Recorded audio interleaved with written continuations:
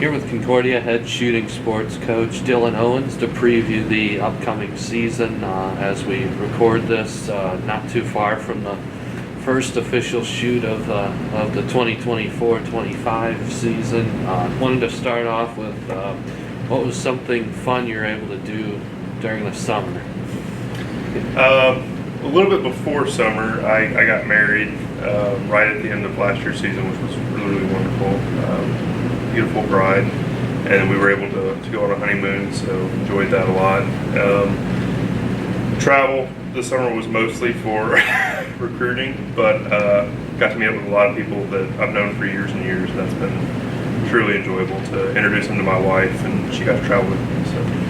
Yeah, I don't know if anyone's been able to top that from a summer plans kind of thing.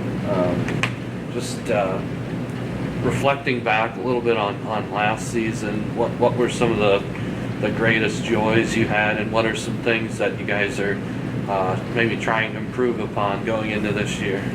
Yeah, we had some people who shot some of their best scores ever last year. We got to see incremental improvement from a lot of people. We set a bunch of new records that were on record boards. That was really nice to kind of see. As far as improvements going into this year, sporting clay is probably going to be our real big focus. We've actually been having morning meetings every morning this week, going over some targets that we know we're going to see. One thing about sporting clays that makes it a lot more difficult than trap or skeet is that each target setter is going to have different targets. But we know we're going to see quartering targets, we're going to see teals, we're going to see crossers. So we need to be able to master those three style targets in order to make sure that we can get ahead. Another thing we really want to focus on is, compared to our first year with me as head coach, our trap score, team score was averaging really, really high, which was wonderful. And we saw a little bit of a dip in that last year, so we really want to make sure that we keep that score back up to where it needs to be. Well, for nationals last year, the program went back to ACUI Collegiate Clay Target Championships in San Antonio. What can you say just about where the sport continues to go from a national perspective and how it's developing? I think that there are a lot of improvements to be made with our sport collegiately for the national championship. There are tons of small things we could do. Moving the shoot to April or maybe even May post-graduation would be something that I don't see why we couldn't do in our sport. Some other things, different qualification structures, some stuff like that. I will say San Antonio, the gun club is one of the best at hosting that many athletes. That's not an easy thing to do. So seeing it there, I have no problem with. I'd like to see it continue to be there. But there are some areas that I think that the sport could use some changes in growth. For sure. Of course, we follow the program closely during the school year. Is there anything that maybe is good to update from the summer? I know there are competitions that happen, and some of our athletes are still active over the summer months too. We've had several athletes over the summer do a lot of shooting, which was really good to see. I know. Well, I don't want to misspeak. I know Mason and Hayes, along with one of our former graduates, Ames, went and shot, I think, Kansas State. Trap shoot, did pretty well there, had some ups and downs. Mason shot Idaho State Sporting Clays, that's where he's from, did really well there. Katie has been traveling all over. I believe she won the handicap event at the SCTP Summer Nationals, which is a high school event that collegiate athletes can shoot at. I think she did pretty good at the bunker event there too. So a lot of athletes keep working through the summer, which is really great to see. And one thing about our sport is if it's not storming and a gun club is open, you can go shoot. So that's a really great thing about our sport. Sure. One more thing I guess I'll update going into the season is we're actually moving our home shoot from the fall to the spring. Several really good factors and reasons for that. One, the weekend that it's normally planned for tends to fall over fall break, which is tougher for other schools because depending on their program, if they're a club team versus an athletic team, they might not be able to come out. And it gives our team an extra week break in the fall, kind of a bye week that we don't normally get. So the team gets to reset, kind of relax a little bit. It's not as go, go, go as it is the first 6 weeks. And then also it gives us another shoot in the springtime to prep before nationals. So we normally only have one shoot in the spring before nationals, and I don't feel the team gets enough competition practice in the spring.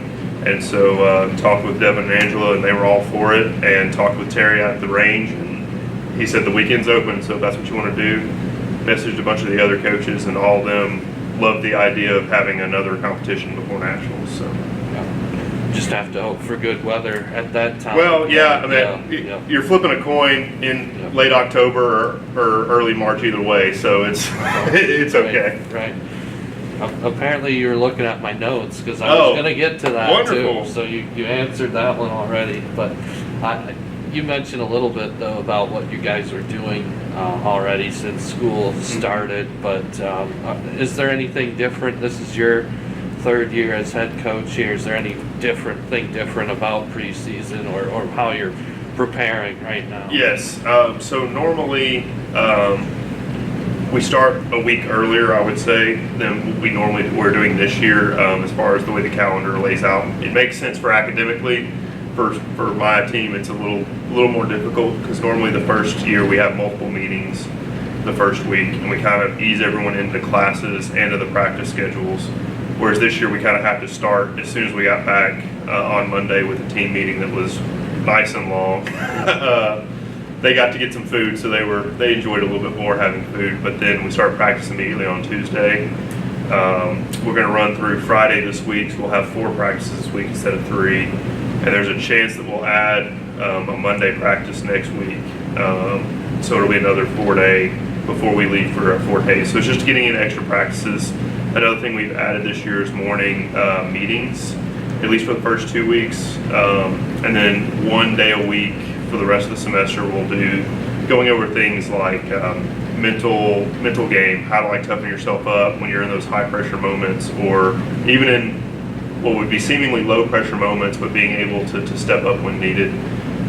Things like pre-shot planning, when you step into the box for sporting clays, what are you looking for? Where's the traps? How do you decide which target to shoot first? That types of stuff. So we're going to really focus a lot more in the classroom in the mornings, and then out on the field we're gonna really grind targets. So.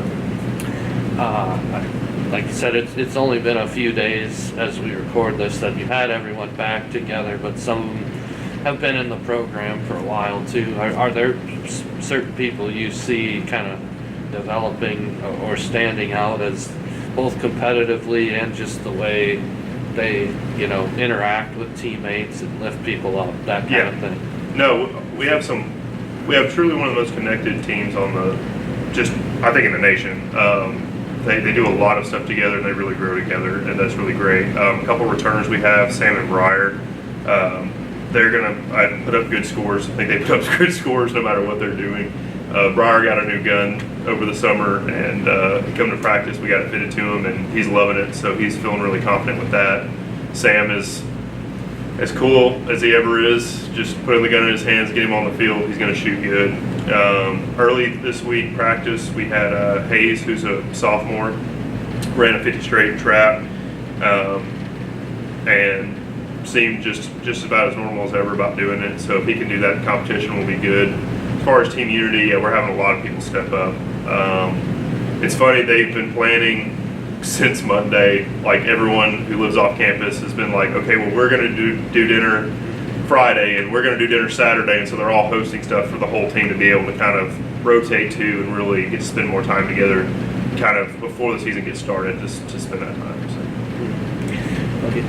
You mentioned the Concordia Invitational in the spring semester. I thought I'd also mention the shoot that you have in Waco, Texas. This is the second year in a row I think you've done that. What do you like about having kind of a trip in the fall to, I don't know if that's a nice team building experience?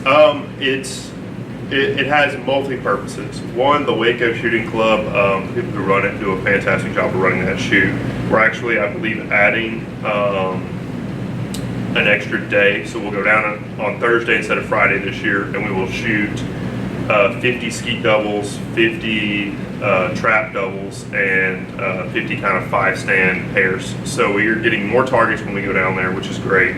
We're not just 2 days and then back. We'll have an extra day to kind of do some extra shooting, which is nice.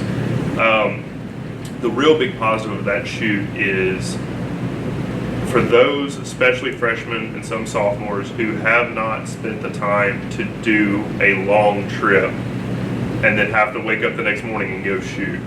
That is one of the best opportunities that they're going to have besides nationals. Most of our shoots are within, I would say, 3 to 4.5 hours away. You don't, I mean, that's an evening. You spend the night, wake up the next morning, you go shoot. That you're not getting the stress and of everything of spending 10 hours in a van that you would have to going to Waco and shooting that shoot. Another positive is backgrounds and layouts between Waco and San Antonio are not substantially different, at least between those two gun clubs specifically. So the nice part is, at least visually, you're getting some of the similarities in prep before having to go in the spring. Also, as we know, weather, early November around here, it could be great, could be absolutely terrible. And so that's an area where we know we're going to get 60, 70 degree, nice comfortable weather and to get a shoot in. Sure. Just looking at last year, placements of third in the Prairie Circuit Conference, seventh when you went to nationals in Division II. How do those, I guess, placements sort of inform what expectations are going into this year? Fort Hays and Midland, we shoot against them very, very regularly, and we shoot against them at the Prairie Conference, and they're going to be good again this year. It's just working at the small things, because if you give up, a couple targets in trap, then that means you can't give up as many targets in sporting clays. So it's really a numbers game of figuring out where it's okay to give up a couple targets and where we have to achieve. So both nationals and conference were areas where trap and skeet, I think we should have had a couple back. This year, conference will look a little different. We will shoot 3 days, and it'll be 500 targets instead of 450, I think is what it used to be. So we'll shoot a full 100 trap, 100 skeet, 100 doubles trap, 100 double skeet, and then, so it's 500, yeah, and sporting clays.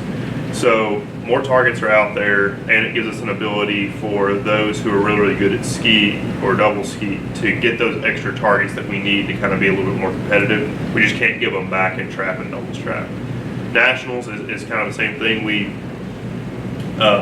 We had a little bit of a rough start at nationals and sporting clays. The first day, 8 o'clock in the morning, and that kind of set us a little bit behind the ball the very first event. So one of the goals is to get us scheduled for a different event on the first day, move sporting to a little later in the week, give us some time to kind of get acclimated to everything there.